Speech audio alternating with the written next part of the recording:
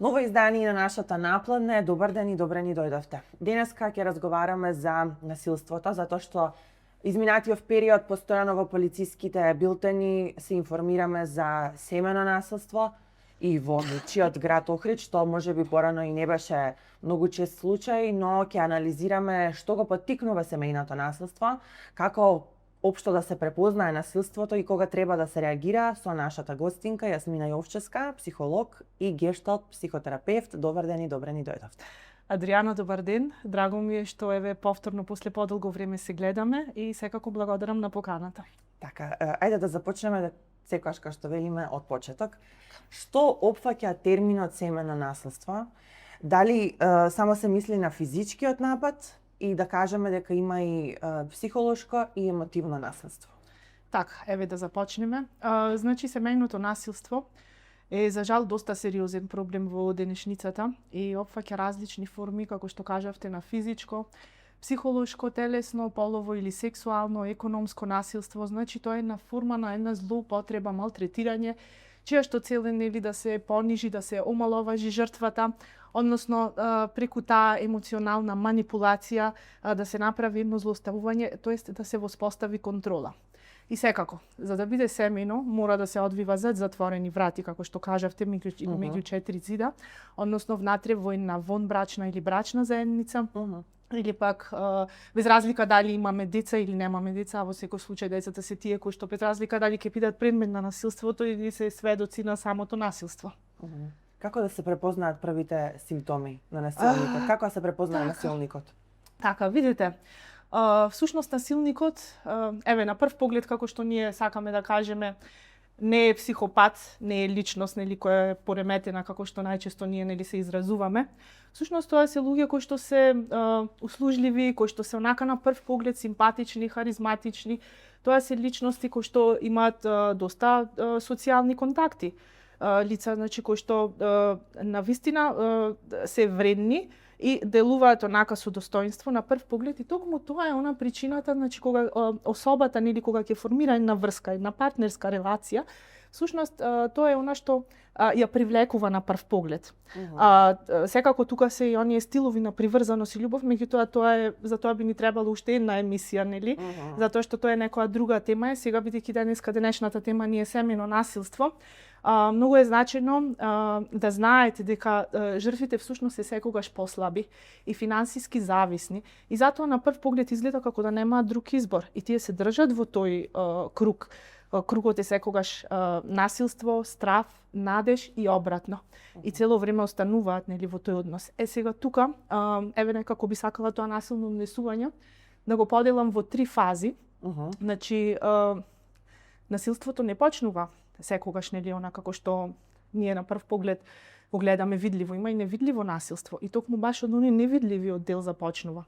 Значи се започнува со една тензија која што се прави нели внатре во партнерската релација. Односно тоа е првата фаза каде што самата особа која што го врши насилството всушност таа се соочува со некои внатрешни фрустрации, некои лични проблеми. Без разлика дали тие проблеми се невработеност, дали се работи за нарушен, конкретно нели зборуваме за машко-женско насилство. Така.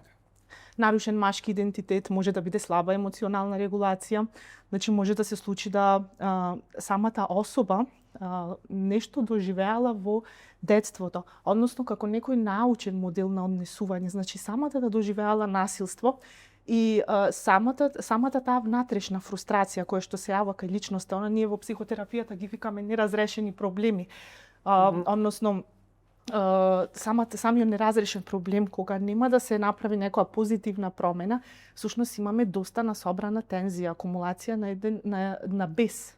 И сега тој бес често, значи, кој што се задржува предолго внатре во телото, тука сакам да споменам, нели, често и оние непријатни емоции, бидејќи емоциите, нели, во текот на денот ние имаме различни расположенија, па сега и пријатни и непријатни емоции, сега кога предолго ние ги задржуваме непријатните емоции, тие остануваат во нашето тело и може надворешно да се манифестираат како различни симптоми.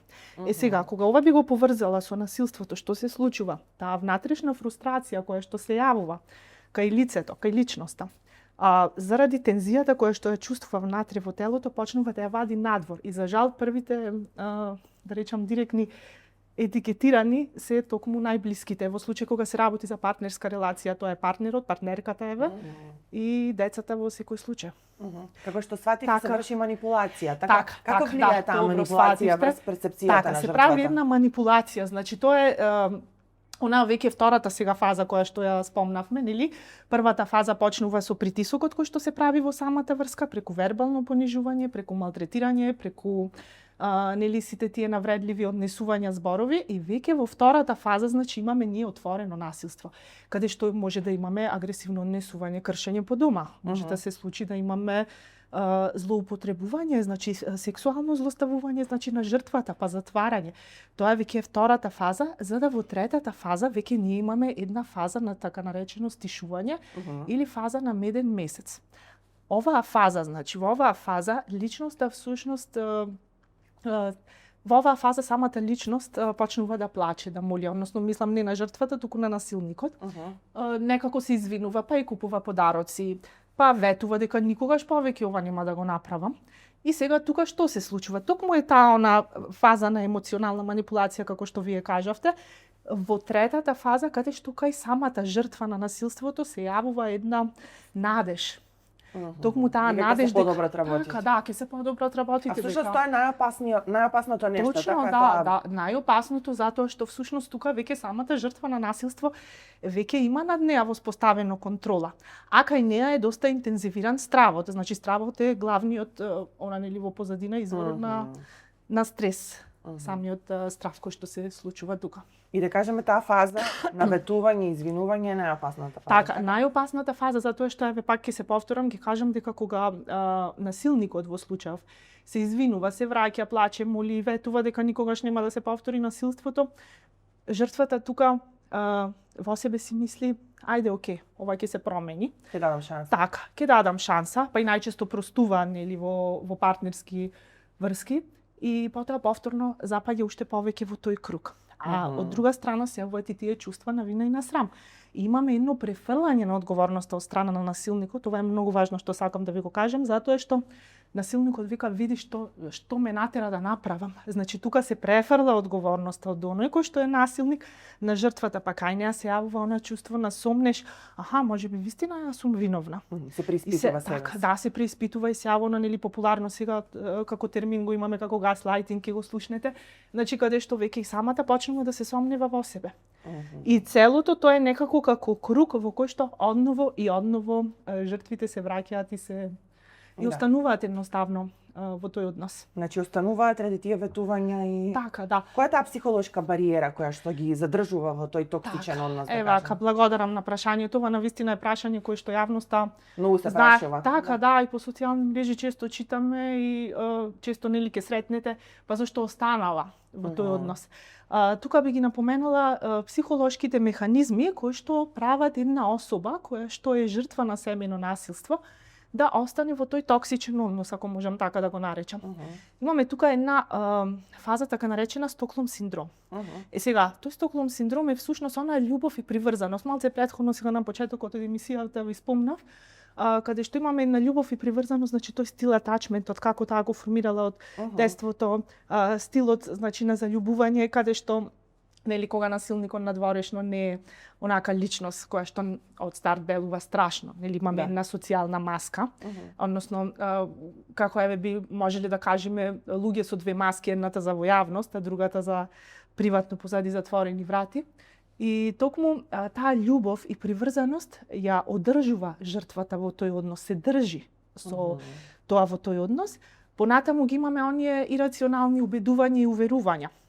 Тоа се најчесто нели ако јас знам дека сега другата особа која што врши насилство мене ми е страшна и прави страшни работи, тогаш од старт тука се зајакнува, се намалува самодовербата и жртвата се чувствува како јас сега немам моќ. Не можам да се спротиставам, да.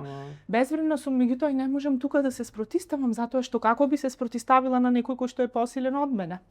И тука всушност уште толку си ја намалува сопствената индивидуалност. И самодоверба. Така, и самодоверба во секој случај се јава губење на самодоверба. И исто така тука ги имаме и оние традиционални мудрости или уверувања кои што ни се пренесени нели од родителите, од баби, дедовци, од предците, кои што најчесто знаат и знаеле да кажат, па ти си го избра. И сега трпи го. Или без при тоа нели подетално да се објасни што всушност значи. Да, окей, народните традиционалните мудрости точно. И има делумно вистина во тоа, затоа што видите кога ние правиме некаков избор, без разлика дали се работи за партнерска релација, всушност или за нешто друго, ние точно си ја сносуваме одговорноста за тој избор. Така, и последицата. Но не по секоја цена. Така, меѓутоа кога ќе се каже, знаете како баш онака пренесено трансгенерацијски, па трпи си го, или она уверување, ајде кога ќе се роди женско и врбата плаче, најчесто знае да се каже, или па кој ти го бираше, ти си го бираше самата.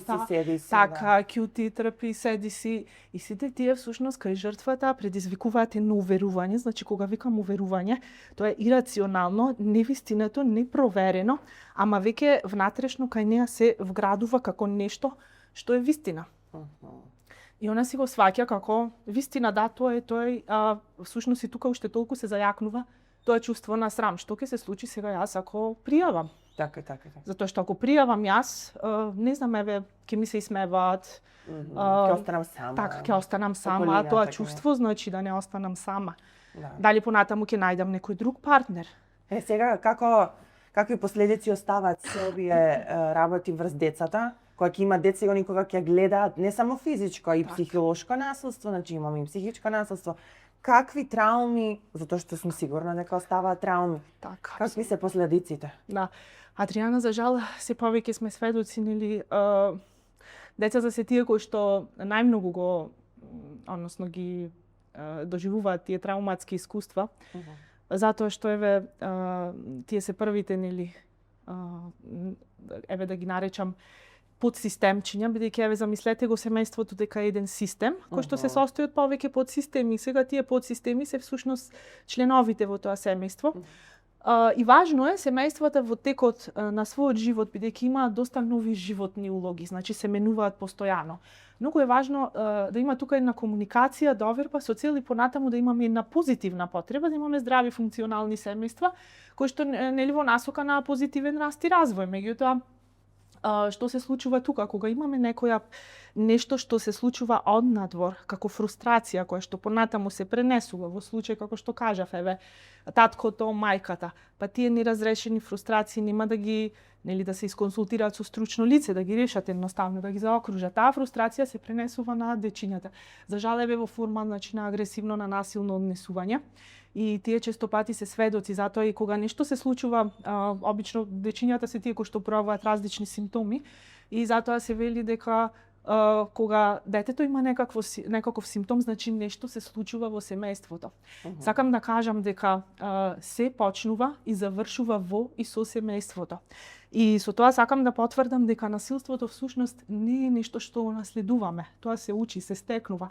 Токму преку тие модели, нели, на идентификација кои што ги имаме. Покрај тоа, самите, нели, општеството, социјалните мрежи, медиумите, исто така се, да речам, еве, начини на кои што се учат моделите на однесување и многу други нешта, меѓу кои што и агресивното однесување. Настануваат ли децата агресивни, нетрпеливи, импулсивни? Видете, дечињата уште од најмала возраст тие се, нели, како памукчиња.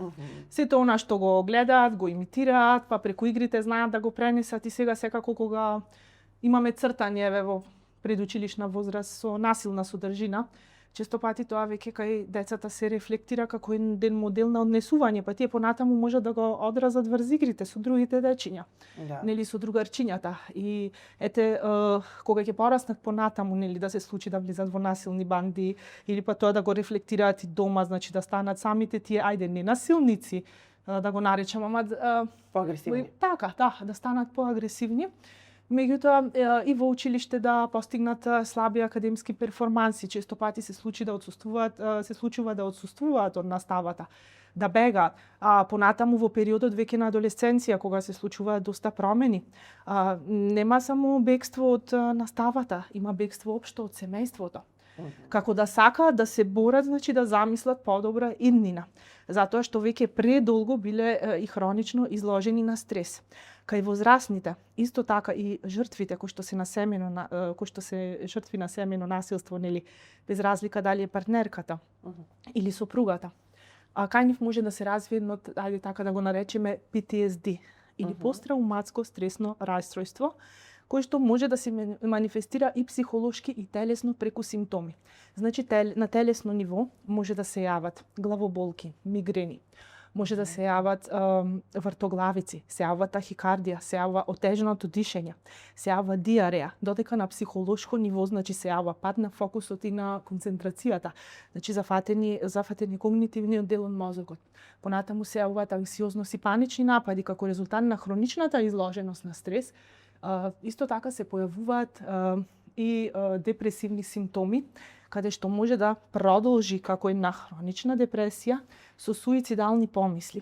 Значи имаме губење на самодовербата во секој случај кога имаме значено трауматско искуство и се јавува слаба емоционална регулација. Значи неможност да се препознаат и соодветно да се обработат емоциите и да се прифатат. Од друга страна имаме и нешто што се нарекува дисоциација, како одвојување на реалноста, затоа што нели жртвата, затоа што предолго била изложена на насилство. Она не го чувствува контактот со себе, како да не живее во сегашноста, во реалноста. Така да, затоа што како што го спомнав, стравот тука е во позадина, а стравот нели е примарна емоција која што сите ја чувствуваме и она ни дава некој сигнал на опасност дека нешто ќе се случи. Меѓутоа, еве, познати се начините на кои што ние реагираме на страв, значи еве ајде познати како начини fight, flight или freeze, значи или бегство, или пак борба со стравот или замрзнување. Сега, ова третото што го спомнав е токму оно што се случува кога имаме семејно насилство. Жртвата се замрзнува, се парализира, значи во моментот не е во контакт со реалноста. Шокот кој што го доживува е многу посилен од болката која што е нанесена како резултат на телесната повреда. И така да токму тоа што е како парализирачки страв е моментот каде што се формира траумата, значи она трауматско искуство, каде што се појавува нели понатаму како посттрауматско стресно расстройство со симптомите нели кои што претходно ви ги кажав. Да, сега дали на психичкото насилство секогаш му следува и физичко насилство или не мора да бидат взаемни? Какви се најчестите случаи? Најчести случаи видите вака. Сега можам да ви кажам во однос кога ќе пријават насилство. Нели, во принцип, она повторно што ви го кажав, гледаме нешто што ние го гледаме она што е видливо. Нели се случило еден шамар или еден удар, меѓутоа насилството, така да, насилството не почнува секогаш со ударот или со шамарот, со физичката повреда како што кажавте.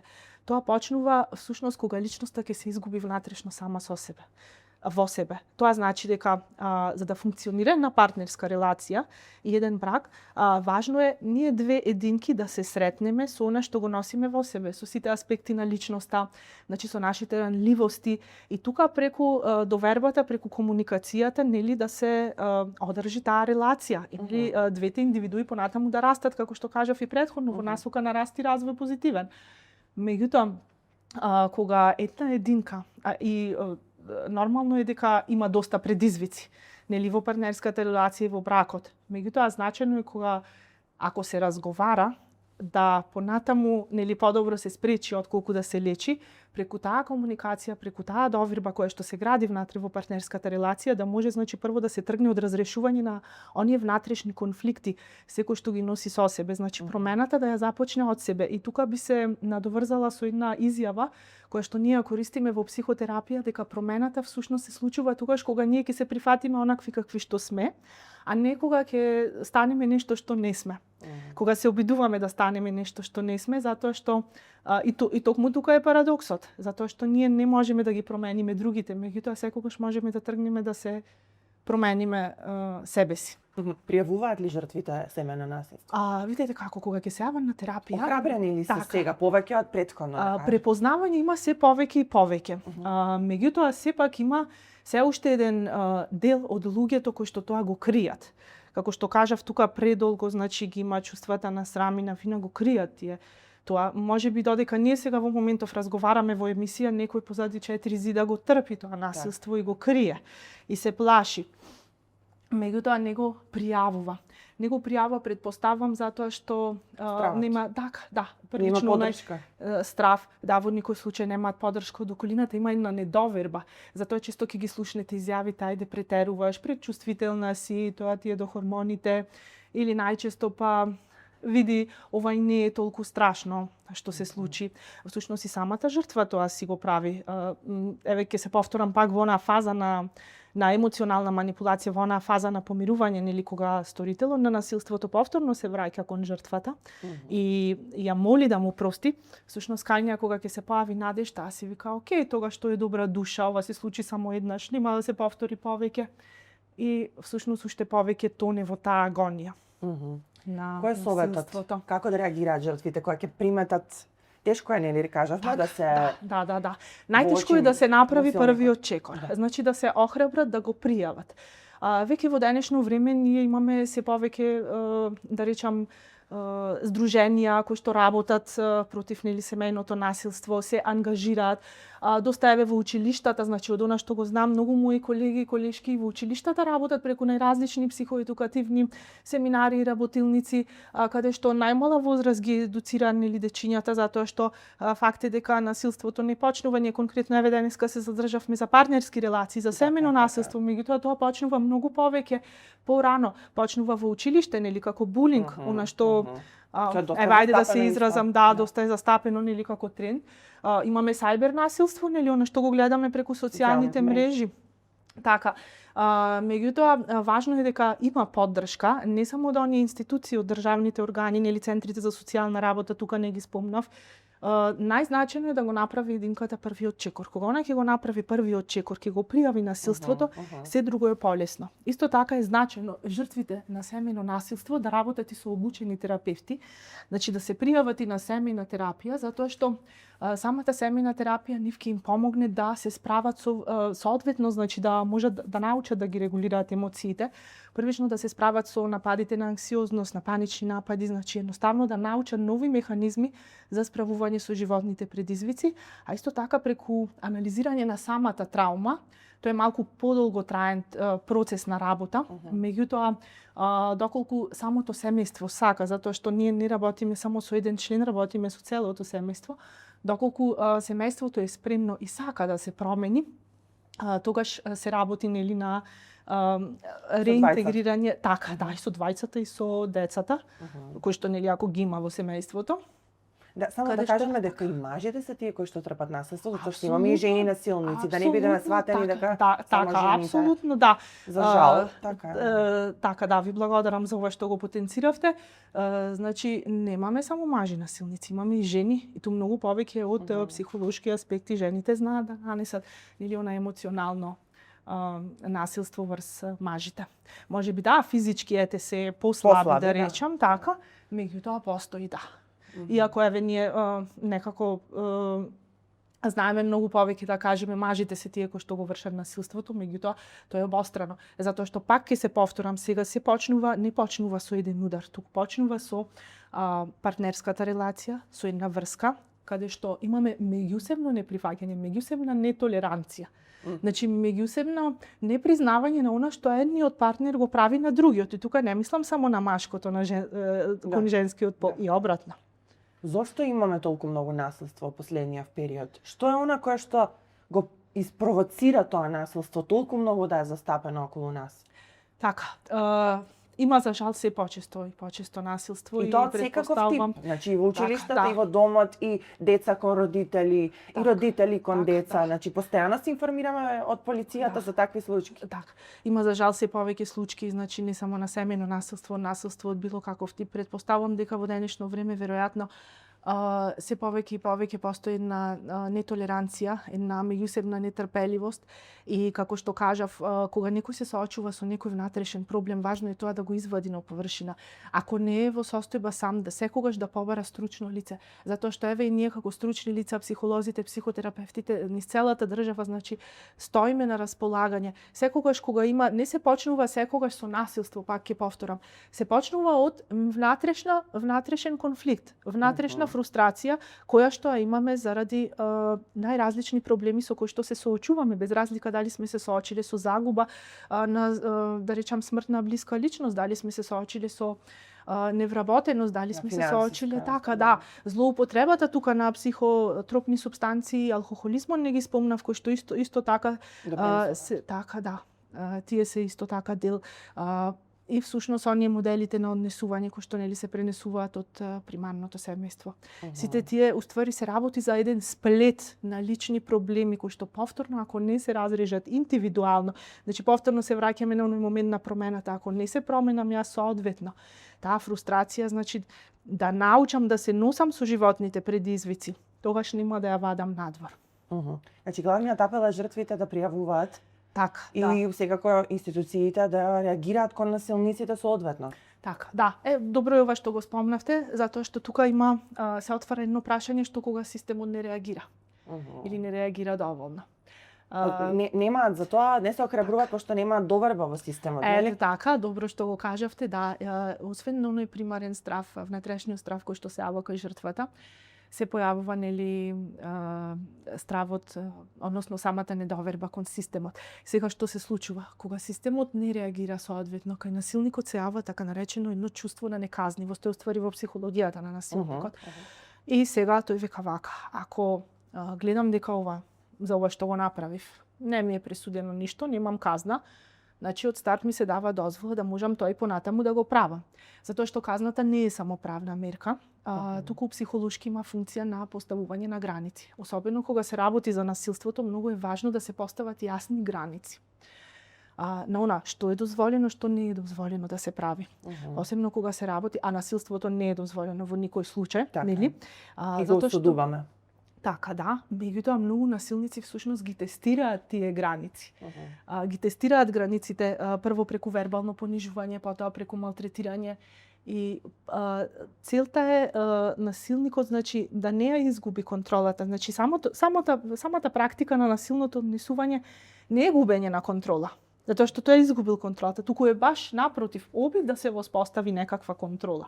Па затоа и во семејствата најмногу нели удираат психолошки, метафорички, така, удираат нели на партнерката, на сопругата, па тоа понатаму се рефлектира на дечињата кои што пак ќе кажам преку тие хронични изложености на стрес или преку тие трауматски искуства го рефлектираат преку симптоматско однесување.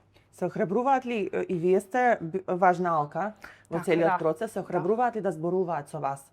Така, да. Подигната ли е свеста за работа со психолози, психотерапевти и слично? Така, да. Се охрабруваат се повеќе, како што кажав, има значи такви кои што се уште молчат. Тоа е поврзано нели секако и со работата врз нели со онаа психолошка работа во насока на подобро ментално здравје. Пак ќе напоменам, кога доаѓаат на терапија, најчесто жртвите не секогаш истакнуваат дека трпат насилство. Често доаѓаат токму заради овие симптоми, например се чувствувам анксиозно, чувствувам страв, имам панични напади, под стрес сум. И сега, бидејќи психотерапијата е процес, од сесија во сесија, како што се отвара полека клиентот, значи тој и ги истражуваме причините поради што се јавува, тогаш доаѓаме до еден момент каде што некаде се случило нешто, првично во партнерска релација, оние како што вие ги кажавте црвените знаменца, за кои што не е свесна индивидуата, односно особата која што се јавува на терапија, па тоа го истражуваме, го дискутираме од каде се појавува. Јас себе можам да кажам се радувам што гледам се повеќе адолесценти, млади лица, кои што се еве на возраст од 20, 25, 30 години, значи период кога веќе формираат трајни партнерски врски, се повеќе се охрабруваат да видат што е она што ми се случува сега, како јас сум спремен да влезам во врска, па зашто не сум спремен, па што ми се случува внатре во врската, дали се чувствувам безбедно покрај мојот партнер, и машки личности, значи и мажи и жени се јавуваат така, и девојки и момчиња. Некада сме на крајот на разговорот, за оваа тема може многу да се зборува и ќе направиме уште една емисија, затоа што сметам дека треба многу да се зборува за насилството и да се крева свеста, да го санкционираме на некој начин. Последно прашање ми е дали треба да има повеќе кампањи и во училиштата, и дома да се разговара за тоа, едноставно да се едуцираат повеќе од луѓето од најмала возраст. Така. Ова малце еве некаде во текот на емисијата го спомнавме, Да. нели, но еве повторно ќе се повториме да речам. Во училиштата има доста кампањи, значи за подигнување на свеста против насилството, против насилното однесување.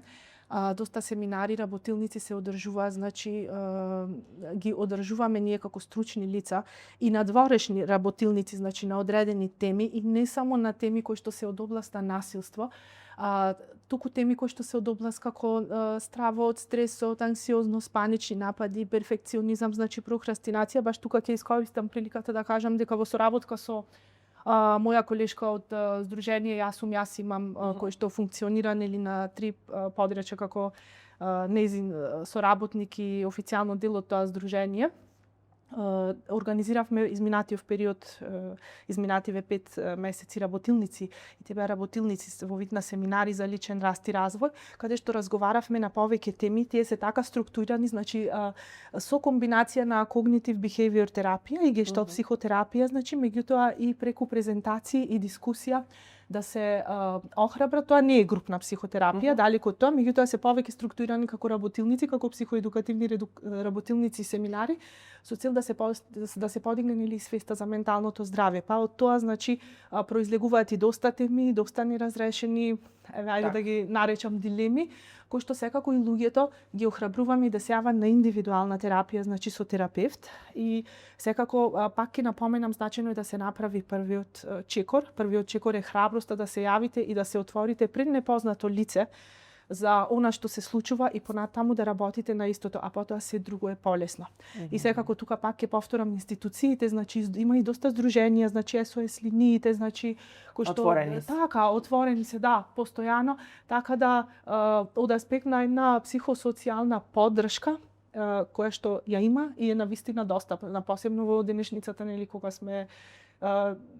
кога едноставно информациите ни се и повеќе од достапни. Така, благодарам многу. Дадовме, мислам, дека одговор на сите прашања.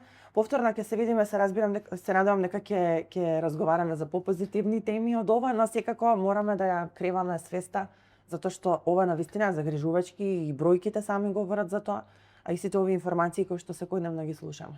Адријана, јас ви благодарам уште еднаш и секако дека ќе се видиме. И особено ми е драго и би сакала еве да упатам една благодарност до вашиот медиум, до вас како новинар и затоа што навистина отварате доста важни теми и еве преку вас како медиум отварате и некаква можност да ние еве и на некој начин и денеска со овој разговор направивме една кратка можеби психоедукација која што верувам дека на многу луѓе ќе им помогне. Барем да се информираат, да се едуцираат. Да. Благодарам уште еднаш, задоволство ми беше. Така. И благодарам и вам, почитувани гледачи, што и денеска бевте со нашата наплана. Повторно се дружиме следната среда. Довидување.